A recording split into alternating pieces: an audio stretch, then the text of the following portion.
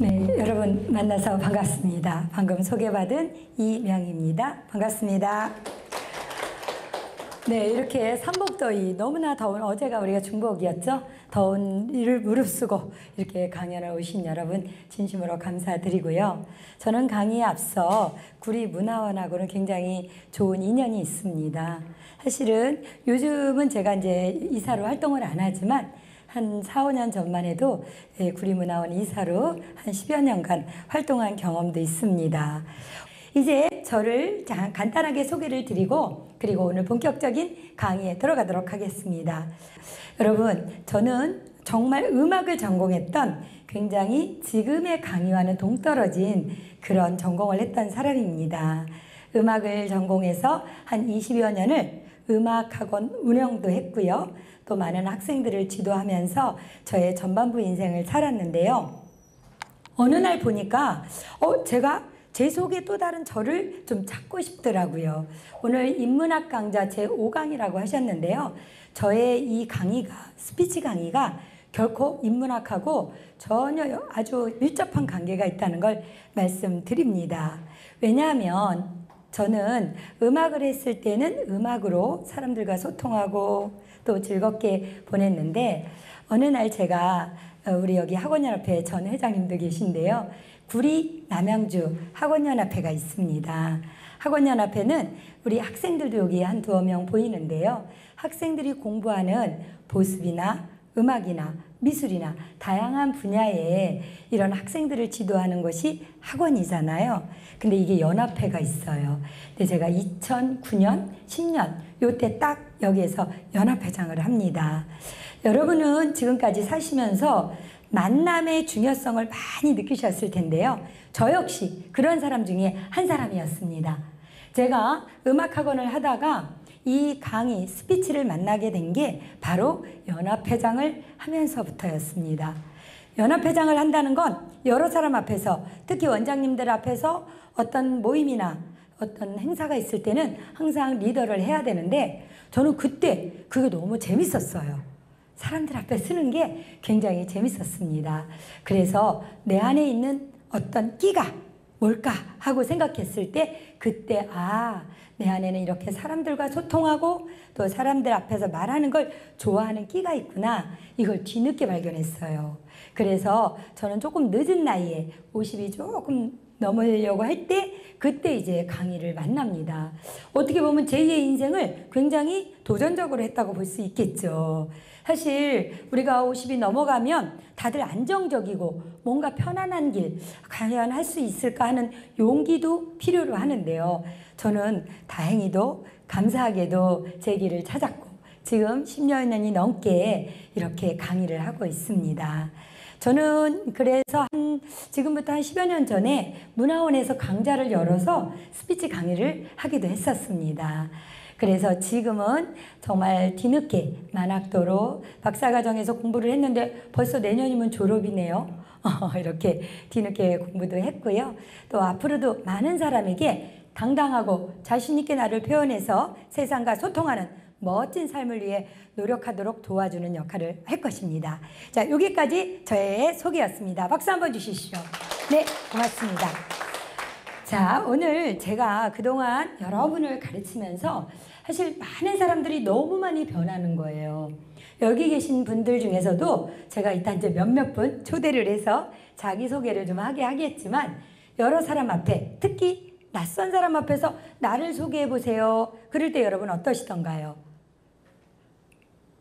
괜찮으신가요? 안 되죠. 우리 학생이 고개를 저어주는데 조금 긴장되고 조금 여유 없고 또 말을 하고 나면 내가 이 말 하려고 생각했는데 잊어버렸네. 이런 경험들 많이 있으시죠. 그래서 저는 이렇게 나를 브랜딩하는 게 우리 사회에서 얼마나 필요하고 중요한지에 대해서 교육을 하고 코칭을 하다 보니까 정말 많은 사람들이 변했어요. 그래서 제가 이제 책을 한 권 내게 되죠. 3년 전입니다. 자, 이렇게 제 책을 하나 냈습니다. 나를 브랜딩하는 스피치 기술. 자, 요즘 브랜드가 대세죠, 여러분. 그렇죠? 그래서 브랜드 하면 뭐라 그럴까요? 가치? 네, 가치라고 할 수 있습니다. 그래서 우리가 삼성 브랜드 뭐 LG 브랜드, 이게 브랜드를 말하는데요. 이 브랜드가 옛날에는 가축이나 어떤 상품에만 브랜드를 매겼는데 요즘은 사람도 브랜드화가 됩니다. 대표적인 예가 유튜브들이라고 할 수 있죠.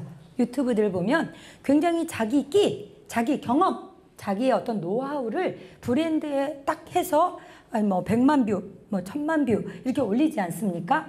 그래서 브랜드가 엄청 중요한 시대예요. 그런데 이 브랜드를 할 때 중심에는 뭐가 있을까요? 그렇죠. 우리 학생이겠나요? 네, 우리 학생에게 박수 한번 쳐주세요. 네, 고맙습니다. 자, 우리 학생 어디 학교 몇 학년일까요? 중학교 2학년. 와, 중학교 2학년이 인문학 강의 들으러 왔어요. 멋집니다. 네. 자, 우리 옆에 있는 학생은 어디 학교 몇 학년? 장자중학교 2학년. 정말 우리 중학생들이 일찍부터 인문학에 관심을 갖고 또 이렇게 스피치라든지 여러 가지 강좌에 관심이 있다는 건 이 아이들이 진짜 미래가 촉망된다고 생각합니다. 정말 우리 두 학생 오늘 잘 왔고요. 제가 우리 두 학생에게도 이따 좋은 기회를 주도록 하겠습니다.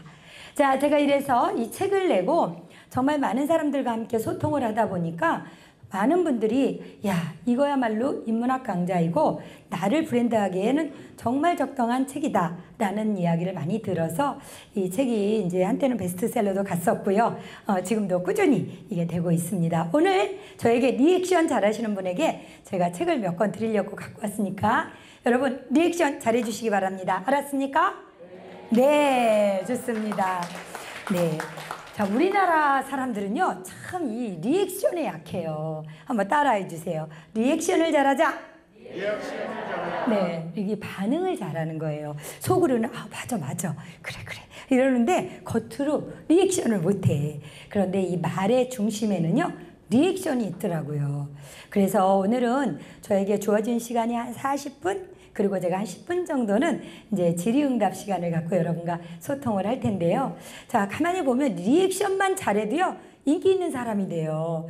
그래서 저는 이제 코로나 전에는 큰 강의를 좀 많이 나갔었거든요. 그럴 때 보면 정말 리액션 잘해주시는 분들은 강의도 잘 듣고 또 내 거를 많이 만들어 가시더라고요. 우리 오늘 많은 식구들은 아니지만 오늘 리액션 잘해서 짧은 시간 동안 좋은 소통이 되시길 바랍니다. 아셨죠? 네, 좋습니다. 자, 그러면 제가 오늘 PPT를 뭐 여러 장이 있기 때문에 다 일일이 할 수는 없고요. 필요한 것 몇 장을 갖고 이야기를 해보겠습니다.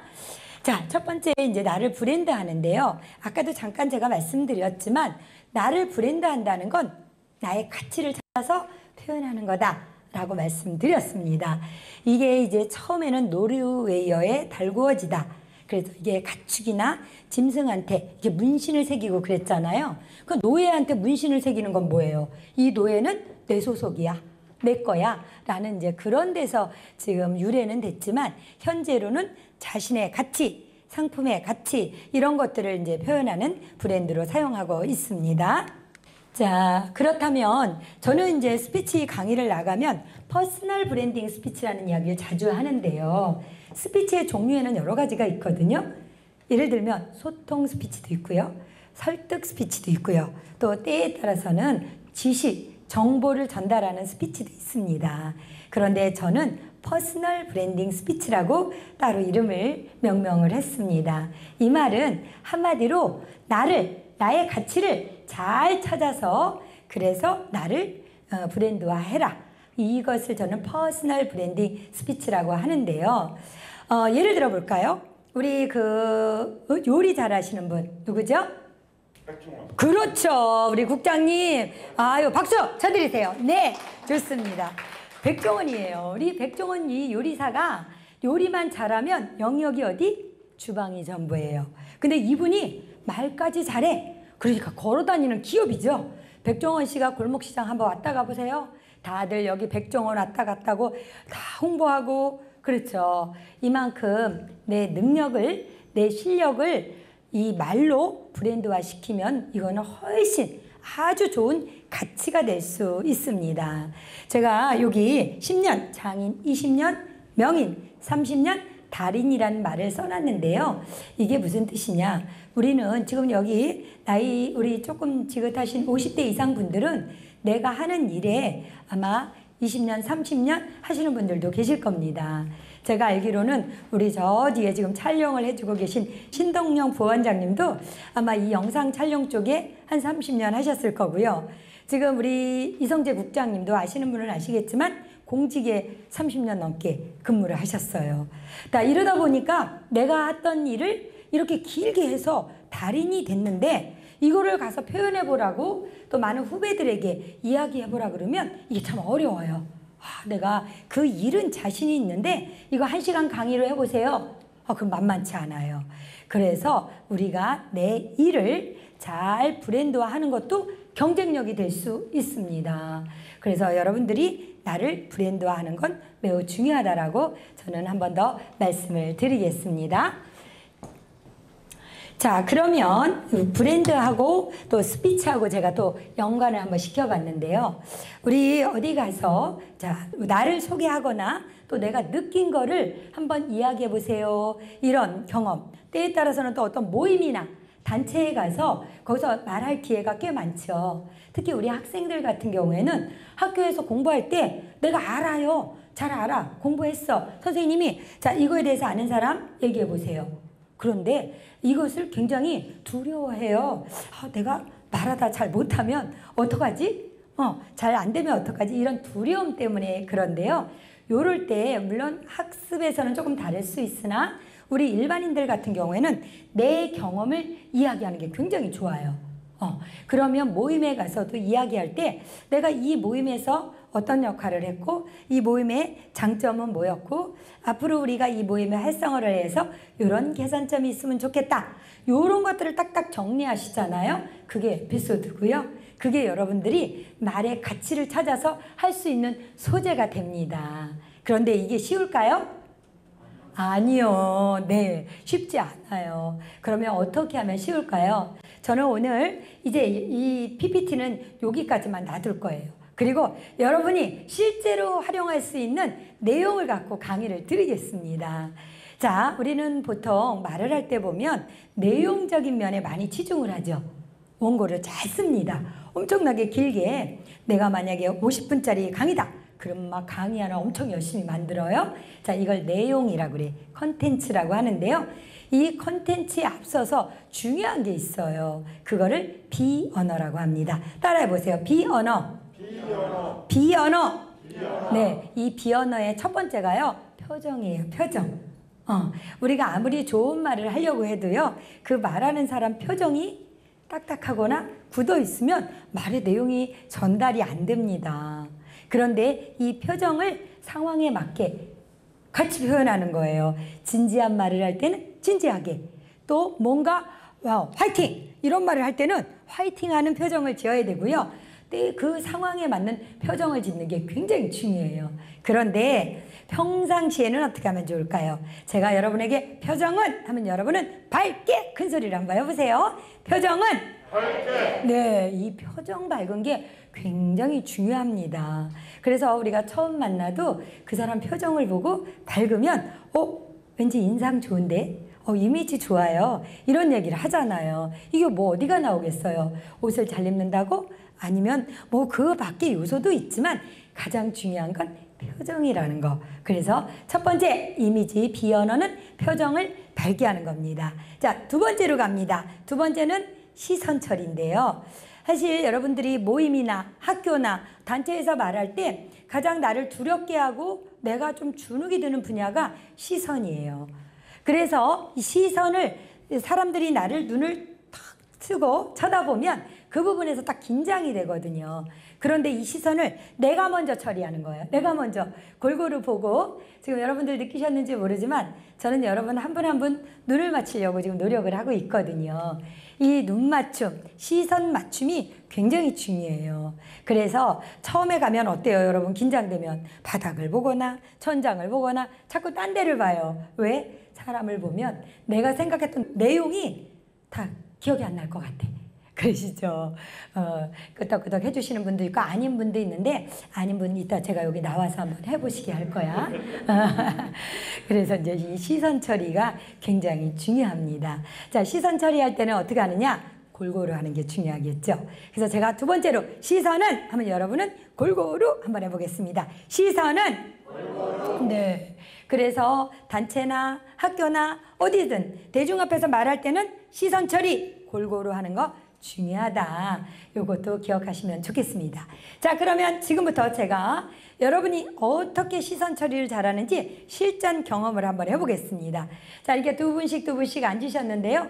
여기 학생은 좀 멀리 떨어졌지만 둘이 쳐다보고요. 자, 두 분이 마주보고 시선을 아무 얘기도 하지 않고 눈만 마주쳐 보세요. 옛날에 우리 눈싸움이라고 그랬죠? 싸움까지는 하지 마시고 제가 이제 30초를 잴 겁니다. 자, 눈을 한번 마주 보세요. 자, 옆에 앉으신 분들끼리 준비 갑니다. 네, 조용히 하시고 준비 시작!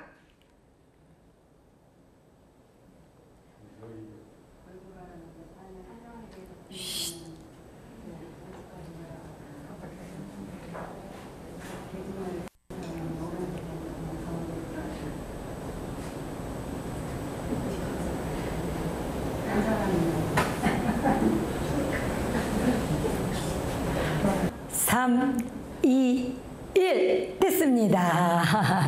30초가 꽤 길죠? 네. 그만큼 우리가 눈 맞춤이 사실은 쉽지 않아요. 그래서 눈을 마주보고 말하고 눈을 맞췄을 때 우리는 공감을 할 수 있습니다. 우리 아이들 키울 때 아이들이 뭐 잘못하면 너 이거 맞아 안 맞아? 그러면 애들이 고개를 숙이죠. 뭐 그냥 뻔뻔하게 맞아요 이런 아들도 있지 애들도 있겠지만 대부분이 내가 좀 잘 못하거나 그럴 때는 이 눈을 못 맞춰요. 그래서 눈은 마음의 창이라고 하죠. 내가 먼저 창을 열어야 됩니다. 밖에서 안에서 잠가버리면 밖에서 열 수 없습니다. 그래서 우리가 눈은 마음의 창이라 내가 먼저 시선을 열고 다가가는 거 이게 또 비언어의 두 번째로 아주 중요한 요소입니다.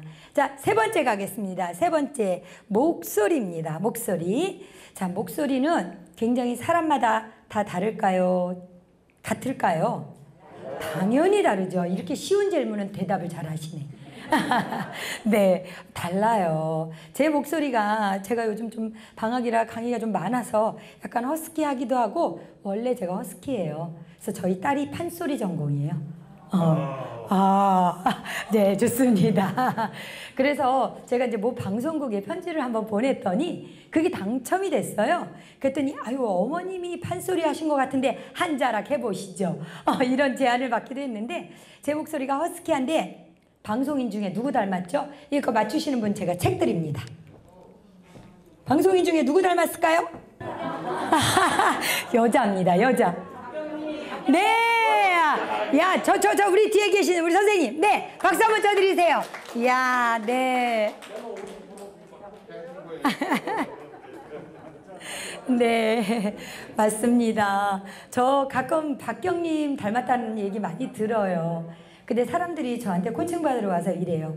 원장님, 저 목소리 좀 깨꼬리같이 이쁘게 내게 해주세요. 그런데요, 목소리는 안 변하더라고요. 안 바뀌더라고요.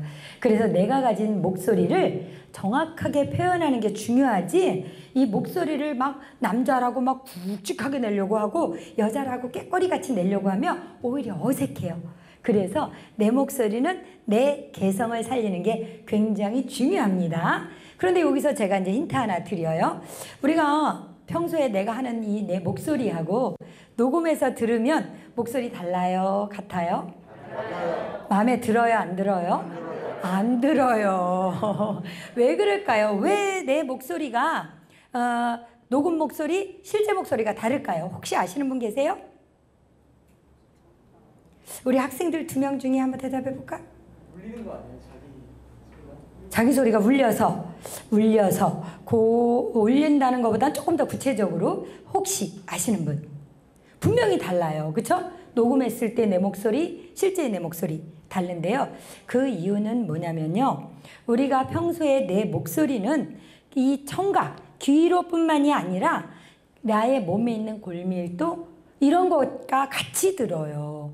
그래서 내가 듣는 내 목소리는 다른데 녹음을 하면 그 골밀도는 없고 기계음에서 나오는 실제 내 목소리를 듣는 거죠. 그러면 상대방은 어떤 목소리를 듣는 거죠? 녹음된 기계음을 듣는 거예요. 아, 싫다. 어떻게 내 목소리 저런 걸 들을까? 이럴 수 있는데 남들은 괜찮아요. 오히려 본인만 어색해하는 거지 사실은 괜찮아요. 다 개성이 있어요. 그래서 내 목소리 이대로 좋다. 이거를 인정하는 것도 좋습니다. 자, 그렇다면 이 목소리를 우리 비언어에 어떻게 활용할 거냐? 우리 목소리는요, 천천히 또박또박 내는 게 좋습니다. 그쵸? 그래서 또 한번 따라해 보세요. 내가 한 말이 말이 아니고, 상대방 들은 말이 말이다.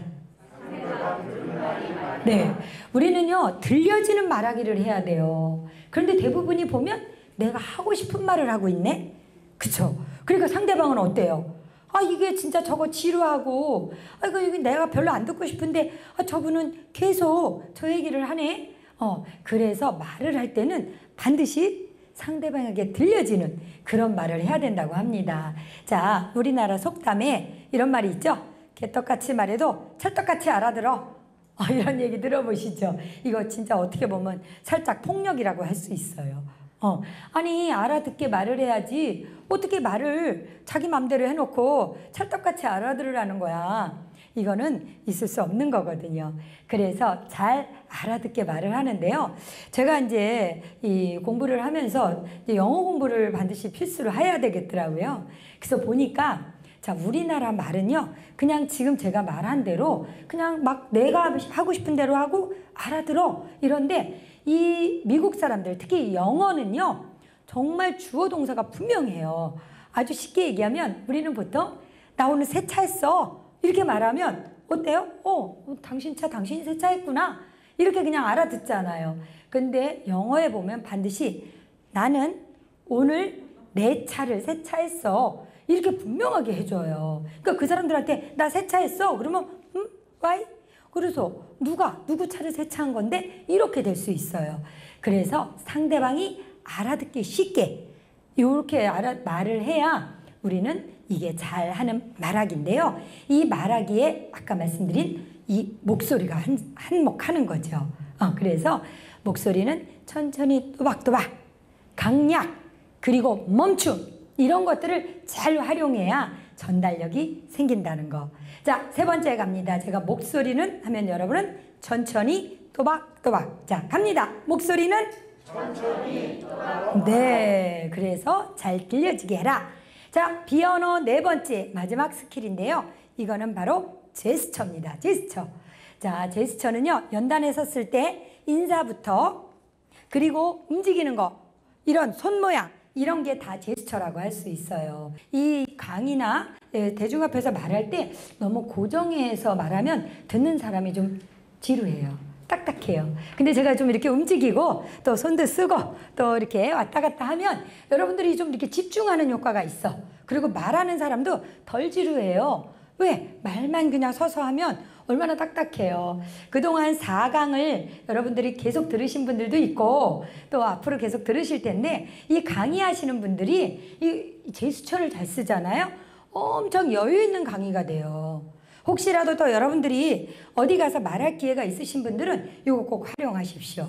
여기 첫 번째 팁은요, 자세인데요. 이 자세. 오늘 우리 여자분들도 많이 계신데 여자분들은 연단했을 때 자세가 왼쪽 발이 살짝 앞으로 나오고 오른쪽 다리가 이렇게 약간 V 모양을 하는 게 되게 자세가 예쁩니다. 요거 꼭 연단했으면 정신없으니까 막 뭐 이렇게 벌리고 쓰기도 하고 막 어떻게 할지 몰라 하세요. 근데 이거는 꼭 필요해요. 꼭 연단에 섰을 땐 자세를 딱 모으는 거. 그 다음에 남자분들 같은 경우에는 다리를 살짝 벌려주세요. 네, 그렇게요. 그리고 어깨를 딱 펴주세요. 어깨를 딱 펴고, 그리고 손은 대부분이 우리 남자분들 손을 앞손 아니면 뒷손 이렇게 하는 경우가 되게 많아요. 이 손 처리를 어떻게 해야 될지 몰라서 굉장히 쩔쩔매는 경우가 많은데 손은 약간 가볍게 주먹을 쥐고요. 주먹을 쥐고 봉제선에 가지런히 놓으세요. 근데 이렇게 하고 있으면 뭐예요? 그 벌 쓰는 것 같잖아. 그쵸? 벌 쓰는 것 같아. 요렇게 하면은 그 다음에 어색하니까 손을 자연스럽게 활용을 하게 돼요. 네, 여러분 뭐 이렇게 숫자를 센다거나 이런 걸 활용할 수가 있어요. 그러면 굉장히 여러분들이 편안하게 여유 있는 말하기를 할 수 있습니다. 그래서 처음에 기본 자세는 뭐다? 가볍게. 그 다음에 손을 움직여라. 다시 제자리로 가라. 요거 되게 좋아요. 자, 우리 이 제스처에 몇 가지만 제가 연습을 한번 시켜드릴게요. 자, 우리가 어디 가서 말을 할 때는요, 주로 제가 키워드 잡으라는 이야기를 많이 하거든요. 근데 이 키워드 잡을 때 내가 연단 이동을 못 하겠어. 그럴 때 가장 기본적인 제스처가 이 손을 한번 써보는 거예요. 자, 오른손 옆으로 올려보세요. 자, 손을 이렇게 하지 말고 쫙 펴고, 약간 이렇게도 말고 눈 옆으로 가까이 가는 게 좋아요. 네, 따라하세요. 첫째, 둘째, 셋째, 넷째, 다섯째. 네, 요렇게 제가 말을 할 때 오늘 제가 첫 번째 뭐였죠? 표정은 밝게 하고 이제 이렇게 내리는 거예요. 자, 두 번째 제가 여러분에게 비언어를 얘기했습니다. 시선은 골고루 이렇게 내리세요. 그 다음 세 번째입니다. 목소리는 천천히 또박또박 이렇게 자연스럽게 제스처를 좀 써보세요. 이런 식으로 어디 가서 말을 할 때 제스처를 조금씩 활용하는 것도 굉장히 여유 있는 말하기가 됩니다. 자, 제가 지금까지 비언어 4가지 말씀드렸죠? 자, 이거 안 보고 나 4가지 하실 수 있는 분?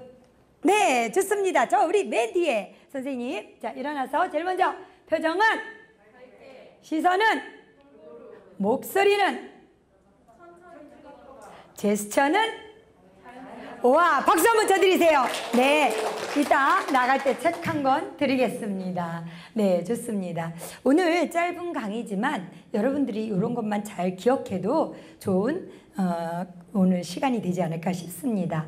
자, 여기까지 제가 비언어를 말했고요. 제 책에 나온 여러분들이 브랜드를 하기 위해서 필요한 몇 가지 요소를 또 말씀드리고자 합니다. 자, 저는 제 책의 첫 프롤로그에 보면요, 스피치는 꿈이다 라는 말을 썼거든요. 자, 스피치는 꿈이다.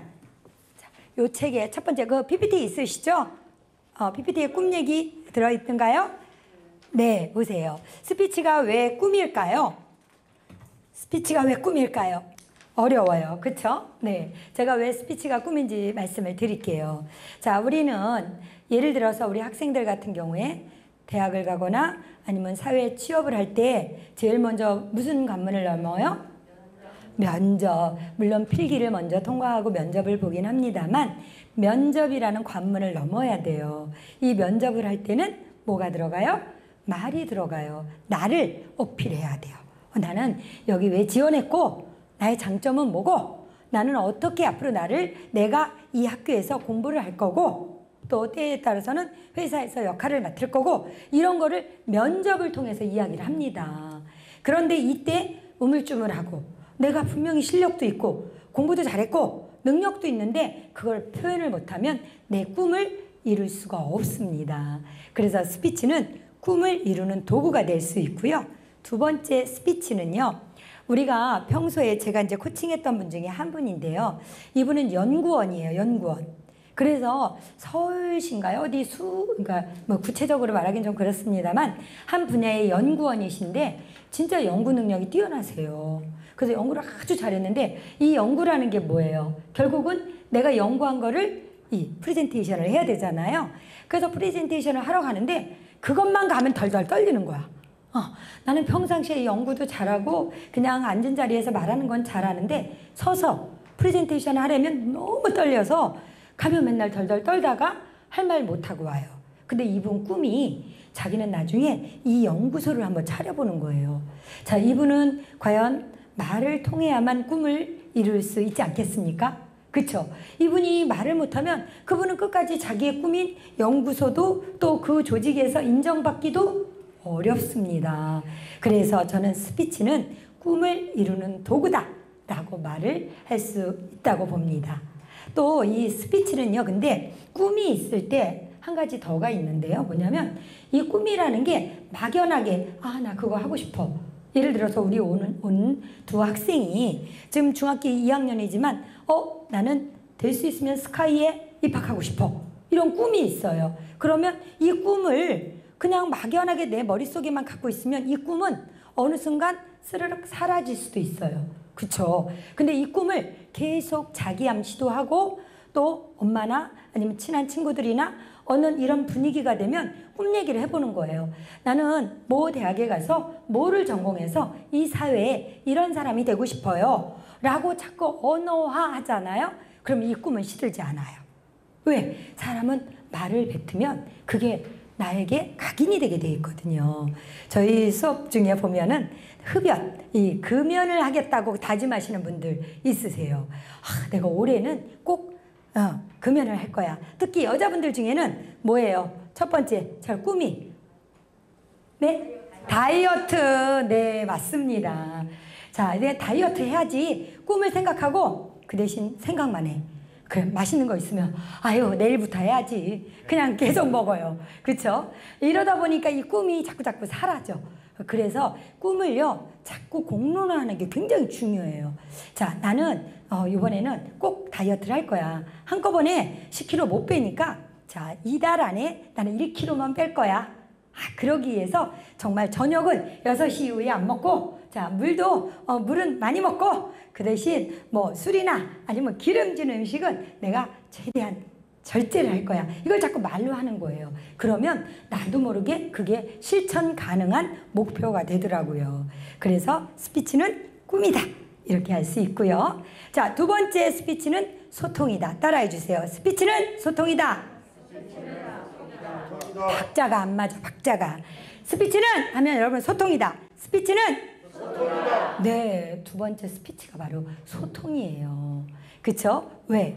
우리는 누군가를 만날 때 대화를 하거든요. 부부간에도요. 왜 소통이 안 돼요? 말이 안 통해. 자, 우리 이성재 국장님 어때요? 소통 잘하세요? 잘 못합니다. 네. 그걸 그렇게 큰 소리로 자랑하듯이 얘기하면 어떡해요? 잘하려고 노력합니다. 네. 우리가 점점 부부 생활을 오래 하고 또 부모 자녀 간에도 또 사제 간에도 조직 간에도 가장 소통이 안 되는 첫 번째 원인이 의사소통입니다. 말이 안 통해요. 근데 말이 잘 통하면요. 제일 친한 사람, 제일 가까이 하고 싶은 사람, 제일 편안한 사람이 됩니다. 그래서 스피치는 소통의 도구입니다. 따라 한번 해볼까요? 소통이 불통이면 고통이다. 시작! 소통이 불통이면 고통이다. 자, 말 되나요? 네. 그래서 소통을 불통되면 우리는 언제 어디서나 고통스러워져요. 자, 내가 어디를 급하게 가야 돼요. 그런데 가다가 앞에 웬 차가 사고가 나거나 고장이 났어요. 그래서 교통이 딱 멈춰버렸네? 고통스럽죠. 그쵸? 이게 빨리 소통이 돼서 내 목적지를 가야 되는데 불통이 됐잖아. 이렇듯 우리는 소통을 잘해야 행복할 수 있습니다. 그 중심에는 뭐가 있다? 의사소통, 스피치가 있다. 그래서 제가 스피치는 소통이다라고 했죠. 자, 이제 세 번째로 갑니다. 제가 스피치는 하면 여러분 리더십이다 가겠습니다. 스피치는 리더십이다. 네. 자, 우리는 세상을 살다 보면 두 사람만 있어도 한 명의 리더가 있어요. 그쵸? 우리가 친구가 됐던 무슨 조직이 됐던 두 사람만 있어도 한 사람의 리더가 있게 마련이에요. 왜냐하면 한 사람을 의견을 따라야 되니까. 그런데 이렇게 중요한 리더의 리더십의 중심에도 스피치가 있더라고요. 말되죠? 그래서 어느 조직이 잘 굴러가. 그리고 그 조직이 정말 행복해. 그거는 리더의 스피치 능력이 뛰어난 것도 분명히 작용을 합니다. 그게 전부라고 할 수는 없지만 많은 부분을 차지한다고 봅니다. 그래서 이 리더십을 키우는데도 스피치가 아주 중요합니다. 여기 계신 여러분들이 어떤 활동을 하든 무엇을 하든 리더의 역할에 갔을 때는 조직원들을 잘 살피고 그들에게 필요한 그런 영역이 무엇인가를 많이 살펴보면 리더십을 잘 발휘할 수 있고 내가 상황에 맞는 말을 할 수도 있게 될 겁니다. 그래서 세 번째 스피치는 리더십이다. 자, 이것도 한번 복습 한번 해볼까요? 제가 첫 번째 스피치는 그렇죠. 다시 한번 스피치는 뭐라고요? 뭐가 자꾸 길어져요. 다시 한번 스피치는? 꿈이다. 네. 두 번째 스피치는? 소통이다. 그렇죠. 세 번째 스피치는? 이루어진다. 네. 어디 가서 강의 들을 때요. 가만히 듣고만 있다 오면 기억이 안 남아요. 그런데 이렇게 내 입으로 아웃 해보잖아요. 그러면 그게 기억에들 많이 남아들 하시더라고요. 이렇게 제 책에는 3개를 썼고요. 이제 그 밖에 제가 또 스피치에서 필요한 거를 얘기하면 첫 번째가 경청입니다. 경청. 자, 따라해 보세요. 경청을 잘하자. 경청을 잘하자. 네, 이 잘 듣는 거 엄청 잘해요. 제가 스피치 강의를 하다 보니까 어디 가면 많은 분들이 제가 말을 막 청산 뉴스처럼 하는 줄 아세요. 근데 저는 의외로 말을 많이 안 하려고 하거든요. 될 수 있으면 들어주려고 해요. 이 스피치는요, 7대3 법칙이 있어요. 무슨 법칙? 7대3 법칙. 네. 7이 듣는 걸까요? 3이 듣는 걸까요? 그래요. 여러분들 잘 하시네요. 근데 평상시에 여러분들 잘 들으세요? 아니죠. 그래서 인류가 언어를 썼는데, 인류가 언어를 쓰고 지금까지 가장 사람들이 많은 말을 한 게 뭔지 아세요? 바로 야야 내 말 좀 들어봐. 네, 이만큼 우리는 말하기를 좋아한대요. 듣기보다 말하기를 좋아한대요. 그래서 이 듣는 것도 훈련이에요. 듣는 거, 경청 잘하는 거. 그리고 제가 처음에 얘기했죠. 잘 들을 때 리액션을 잘해줘야 돼요. 고개도 끄덕여주고 또 1대1 대화할 땐 그래 맞아 그렇구나 이렇게 리액션을 잘해주면요 굉장히 좋은 경청이 됩니다. 그런데 우리는 들을 때도 가만히 있죠. 그래서 여러분 앞으로 강의 또 다른 강좌 들으실 때도 리액션 잘해주십시오. 그러면 강사가 신이 나서 훨씬 준비한 것보다 훨씬 많이 풀어놔요. 근데 많이 준비해 갔는데 리액션이 없잖아요. 내 강의가 재미없나? 여기까지 맞춰야 되나? 막 이런 생각들을 해요. 그러니까 여러분들이 리액션 잘해주시는 경청을 하시면 아주 좋습니다. 아셨죠? 네. 그 다음에 또 이거 꼭 필요한 거라 제가 칭찬을 잘해야 돼. 자, 해보세요. 칭찬을 잘하자. 칭찬을 잘하자. 네. 우리나라 사람들이 칭찬에 참 인색해요. 그래요? 안 그래요? 네. 근데 왜 목소리들이 작으시지? 오늘 강의 오신 분들은 칭찬 잘하시나? 네. 와, 좋습니다. 선생님은 참 건강하게 사시는 거예요. 왜냐하면 우리는 이런 예를 들면 그런 거 있죠. 요즘이야 뭐 집들이 할 때 밖에서 먹고 와서 집에서 차만 마시지만 옛날에는 손님 초대하면 집에서 음식 다 장만했죠. 그러면 실컷 장만해 놓고 차린 건 없지만 많이 드세요. 이런 경우 많죠. 근데 이거는 지나친 겸손이거든요, 사실. 제가 열심히 차렸으니까 맛있게 드세요. 이래야 되는데 우리는 칭찬을 하는 것도 인색하고 칭찬을 받는 것도 어색해. 그래서 누가 뭐 좋으세요 막 이러면 예, 네 뭐 이러고 그냥 자꾸 뭘요? 아니에요. 이런 식으로 진짜 지나친 겸손을. 그래서 진짜 적당한 범위 내에서 네 고맙습니다 라고 하면 그게 훨씬 좋은 그런 말하기가 되고 또 칭찬 기법이 돼요. 그렇잖아요. 내가 열심히 우리 여기 선생님 계신데 선생님이 모자도 정말 예쁘게 쓰시고 꽃무늬 원피스가 너무 예쁘세요. 제가 이렇게 칭찬을 했는데 선생님이 아니에요 뭘요 이러면 칭찬한 사람이 얼마나 어색해. 그쵸? 선생님처럼 멀리 있지만 감사합니다 이런 내용을 해주시니까 소통이 잘 되는 거야. 그래서 칭찬을 평소에 잘해야 됩니다. 우리 오늘 남자분들 계신데요. 집에 가서요. 아내들에게 칭찬 많이 해주세요. 그러면 반찬이 달라져요. 근데 얘 뭐야 왜 이렇게 짜? 왜 이렇게 싱거워?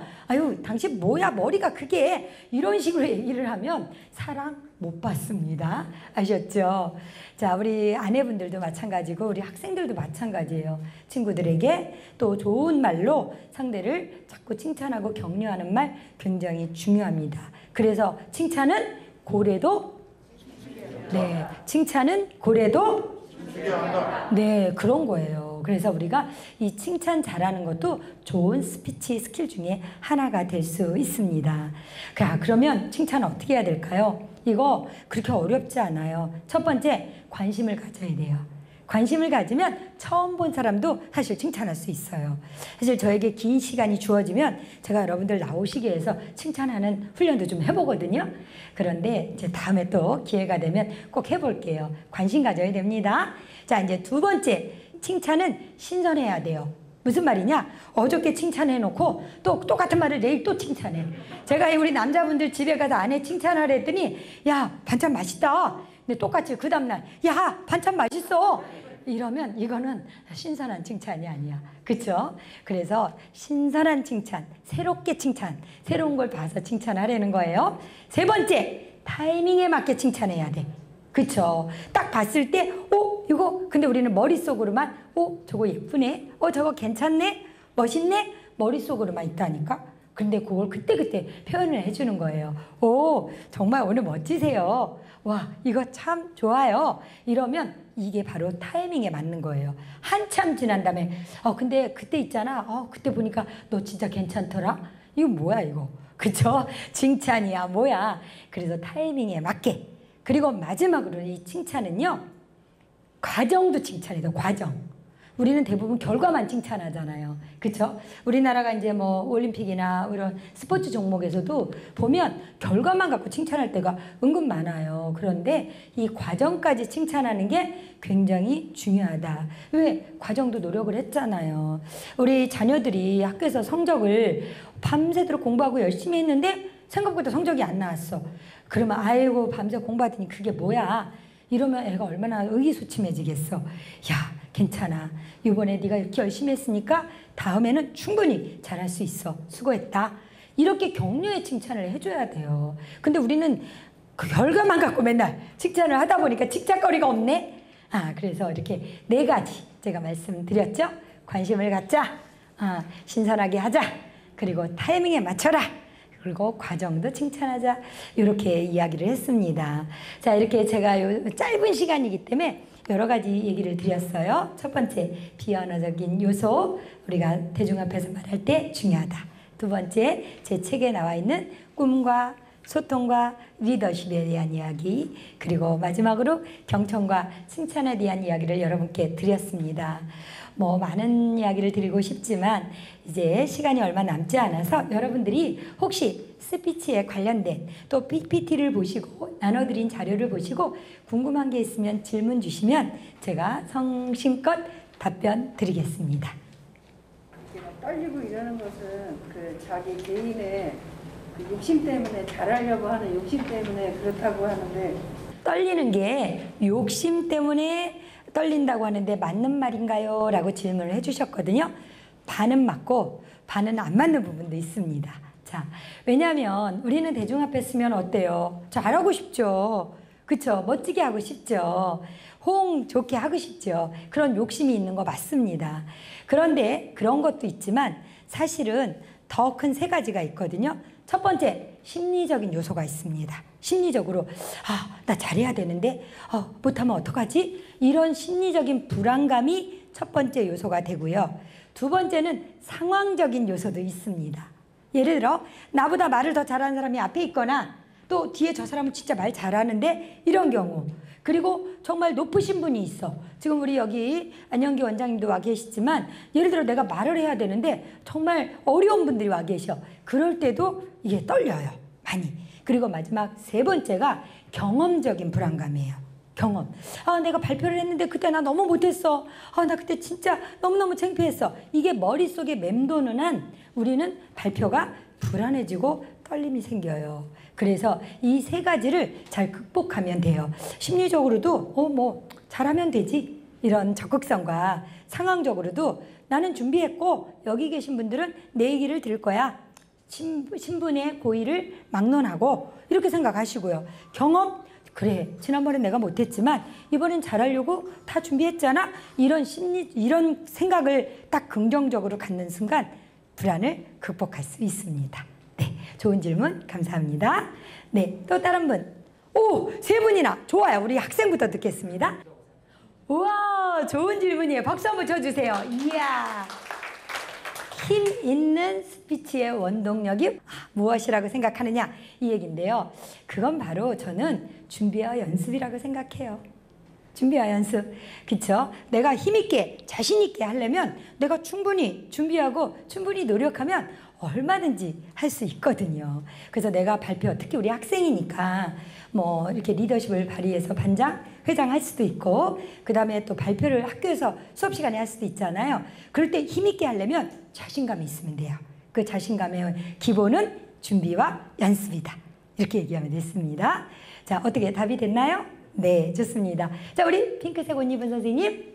그럴 때는 목소리 톤이 좀 높아져요. 네. 그러면 상대방은 제가 화가 났다고 생각하는 경우가 있더라고요. 네. 어떤 걸 연습을 해야지 좀 도움이 될까요? 어떻게 내가 말을 하다 보면 톤이 높아지고 말이 빨라지고 그런데요. 그래서 이걸 어떻게 극복하냐고 질문을 주셨거든요. 자, 이거는요. 대부분의 사람들이 경험이 없으면 긴장을 해요.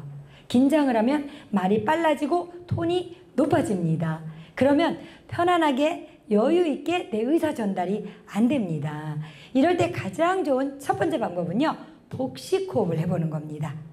미리 사전에 편안하게 복식 호흡을 해서 나의 흥분을 좀 가라앉히는 거예요. 그리고 제일 또 말씀드린 대로, 자, 내가 말이 빨라진다는 건 뭐라고요? 긴장했기 때문이라고. 여유 있는 사람은요, 말이 빨라질 이유가 없어요. 제가 지금 말이 빨라지던가요? 아니죠. 여유가 있으면 말이 빨라지거나 또 톤이 올라가지 않습니다. 내 조절이 스스로 가능해요. 그래서 뭐 이것도 같은 맥락이 되겠지만 복식 호흡을 하고 충분한 준비, 그리고 제일 중요한 거, 그렇게 내가 말할 때 키워드를 잡아보는 방법도 되게 중요해요. 이게 이제 말을 하다 보면 전문 강사나 전문 말하기 아니면은 내 생각했던 의도대로 말이 안 가요. 그러다 보면 긴장이 더 되거든요. 그럴 때 내가 말하고자 하는 부분에 키워드를 딱딱 잡고 그 순서대로 가면 톤이 빨라지거나 톤이 높아지거나 말이 빨라지는 걸 충분히 잡을 수 있습니다. 그래서 이런 것들은 많이 연습을 하셔야 돼요. 그래서 사전에 한번 녹음도 해보시고요. 내가 말할 기회가 있으면 연습도 한번 해보시면 좋겠습니다. 네, 아까 이쪽에서도 네, 질문하셨어요. 모임이나 단체 어디에 갔을 때 나와서 자기 소개나 인사를 하라고 했을 때 어떻게 시작하면 가장 좋을까요? 자, 우리 사회생활을 하다 보면 어디 가서든 나를 소개할 때가 있죠. 대부분이. 그렇죠? 네, 맞아요. 자, 여러분들 소개 안 해보셨어요? 많이 해봤죠. 자, 다른 분들 다 리액션 없네. 소개들 다 해보셨죠? 네, 제가 아까 계속 리액션 잘하자고 그랬는데. 네, 소개들 분명히 해보셨을 거예요. 어떤 것부터 시작해야 될까? 상황에 따라 다릅니다.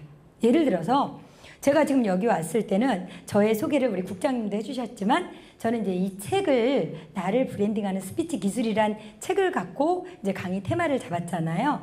자, 그러면 저를 소개할 때 나를 브랜딩 스피치하는 기술의 저자 이명입니다. 이래도 되고요. 스피치 이 아카데미를 운영하고 있는 이명입니다. 제가 하는 일, 나의 역할, 그 모임에 맞는 그 역할을 먼저 하는 게 되게 좋아요.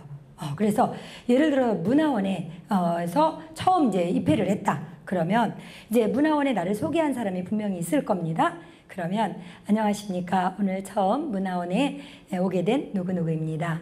저는 이 문화원에 어느 분의 소개로 오게 되었습니다. 그리고 다음은 이 문화원에 오게 된 경위나 또 문화원에 관련된 이야기를 하시면 됩니다. 전혀 엉뚱한 얘기. 사실은 제가 이제 큰 단체에 가서도 이런 강의를 하면 자기소개를 해보라 그러면 자기 없는 자기소개들을 너무 많이 하세요. 그래서 나는 없고 무슨 내가 하는 일이 처음부터 끝이 다야. 그러면 거기에는 일이 있지 나는 없는 거거든요. 그래서 예를 들어서 나의 어떤 일도 일부분, 그리고 나의 어떤 성향, 그리고 이 지금 모임, 단체에 어울리는 그런 소재가 꼭 나와야 돼요. 그래서 자기를 소개하면 그 상황에 맞는 자기소개가 될 수 있어요. 그렇다고 막 자기소개를 3분 하고 이러진 않잖아요. 그렇죠? 간단하게 보통 1분, 1분 30초 이 정도 하니까 간단하게 어디 소속을 말하고 또 이 모임의 특성도 말하고 이 모임에서 자기 역할이나 자기의 어떤 그런 포지션을 얘기해 주는 게 자기소개에 아주 좋은 맥락이 될 수 있습니다. 실수할 때도 있잖아요. 그럼요. 네. 그럴 때는 어떻게 처리를 하시고 네. 그 자리에 어떤 환경을 만들어 주시는지 그게 궁금해요. 다 들리셨어요? 네. 강의를 할 때 실수하거나 또 뭔가 상황이 어색하게졌을 때 어떻게 처리하나요? 라는 질문을 하셨어요. 그렇죠. 사람마다 실수 안 하는 사람이 어디 있어요. 그런데 이제 이것도요. 좀 강의 경력이 많은 사람들은 자연스럽게 넘어가요. 실수조차도 이게 하나의 소재거리가 돼요. 그런데 이제 처음 강의를 한 사람들은 엄청 당황하죠. 무척 당황합니다. 그래서 이것도 사람마다 조금 다르긴 한데 저의 경우를 말씀드리면 저는 지금부터 한 8, 9년 됐을까요? 제가 이제 그 양평 제 책에도 썼는데 양평 학원연합회라는 데를 가서 강의를 했어요. 솔직히 고백하면 첫 강의는 제가 문화원에서 했었어요. 문화원에서 그때 이제 문화원 이사로 활동을 하는데 제가 연습할 데가 없는 거예요. 강의를 하고 싶은데 연습할 데가 없는 거야. 그래서 그때 우리 안영기 원장님 전에 김문경 원장님이 문화원 원장님이셨거든요. 그래서 제가 원장님 저 강의를 해야 되는데 저 이렇게 연습할 데가 없어요. 저 우리 이사들 앞에서 제가 연습 좀 하게 해주세요. 그랬더니 아 그래 그럼 한번 해봐. 근데 제가 그때 얼마나 떨렸겠어요. 처음으로 그때는 진짜 또 뭐 일반 회원들도 많이 오시고 그래서 한 100여 명 있었던 것 같아요. 또 그게 첫 강의야.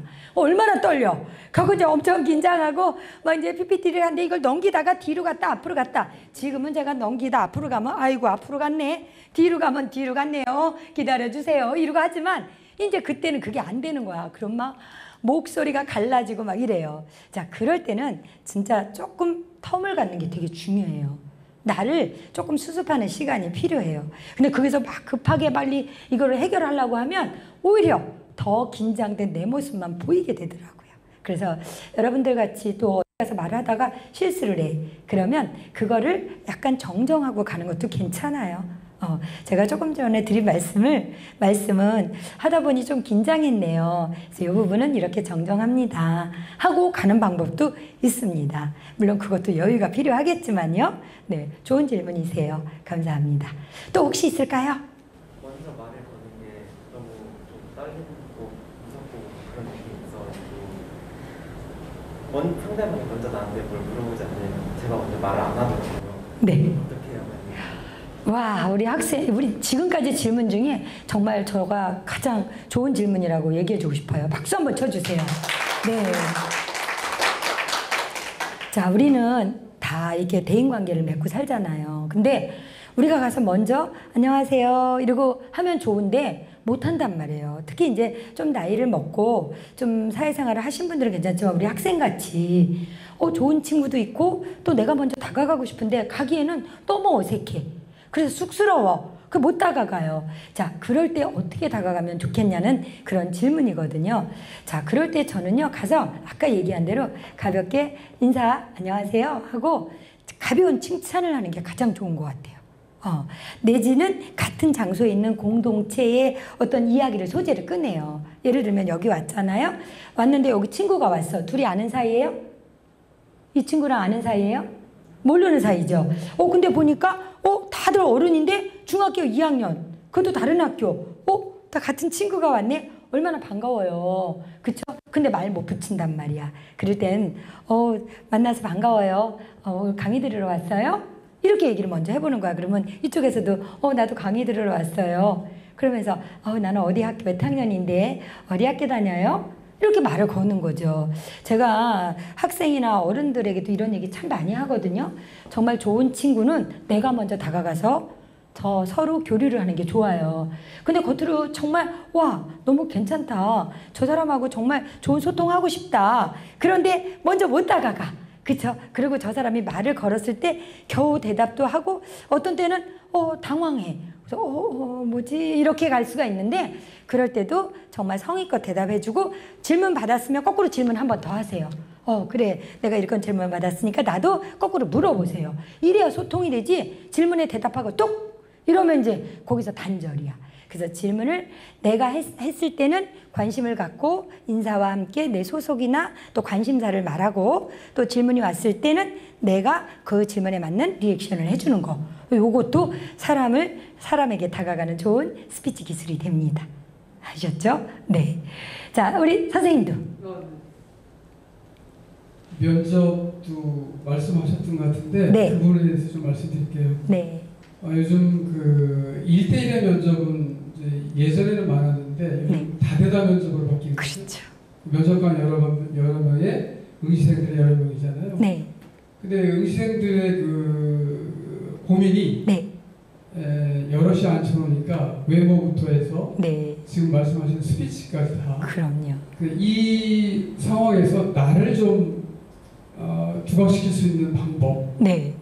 말을 받는 그런 스킬이라든가 이런 것 네. 혹시 짧은 시간이지만 좀 네. 네. 어떻게 보면 사실은 면접 얘기는 조금 여기서는 조금 그렇지만 또 질문 주셨으니까 제가 말씀드릴게요. 요즘은 다대다 면접 많아요. 토론 면접도 있어요. 그렇죠? 주제 하나를 갖고 토론을 주고받아야 돼. 이럴 때 상대를 또 너무 제압을 하면 독선적이고 또 대답을 못하면 약간 처져요. 그래서 첫 번째, 다대다로 대답을 할 때 다른 친구가 대답을 할 때 나도 잘 들어주는 경청 자세를 취하는 게 첫 번째입니다. 쟤는 말하는데 나는 딴 생각하고 있거나 이러면 이 답이 중복이 될 수가 있어요. 그렇죠? 똑같은 질문을 여러 명에게 다 할 수도 있거든요.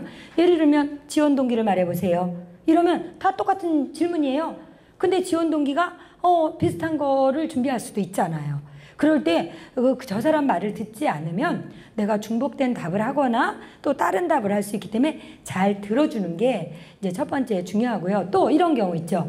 내가 이걸 준비했는데 진짜 똑같이 어떻게 저렇게 말을 하지? 요즘은 그 인터넷에서 애들이 보고 이 면접을 하는 경우가 은근히 있어요. 이제 그건 저는 굉장히 지양하는 편인데 그러다 보니까 똑같은 말을 그럴 때 얼른 다른 말로 바꿀 수 있는 재치가 좀 있어야 돼. 그러면 조금 인상에 남는 게 되고요. 말씀드렸듯이 이 토론 면접 같은 거 할 때는요. 굉장히 상대를 공격적으로 말하면 안 됩니다. 그 사람 의견을 잘 들어주고 경청을 하고 그리고 나서 내 얘기를 잘 전달하면 굉장히 이게 주고받는 말이 되고 될 수 있으면 그 핵심적인 질문을 하는 능력이 있으면 아주 좋겠죠. 그래서 이 핵심적인 질문을 하는 능력은 개개인마다 다 달라요. 그 사람의 어떤 지식 수준이라든지 정보 능력이라든지 이런 거에 따라 달라질 수 있기 때문에 그런 면접에 대한 거는 굉장히 디테일이 필요하더라고요. 그래서 깊게는 말씀을 못 드리지만 전반적으로는 상대 얘기 잘 듣고 질문에 확실한 핵심을 알고 그리고 이 상황에 맞는 중복되지 않는 말을 하는 게 좋다라고 말씀드리고 싶습니다. 자, 이렇게 오늘 여러분과 이런 강의를 했는데요. 앞으로 또 기회가 된다면 여러분에게 좋은 스피치로 다시 한번 만나는 귀한 시간이 되기를 바라며 오늘 강의 마치겠습니다. 수고하셨습니다.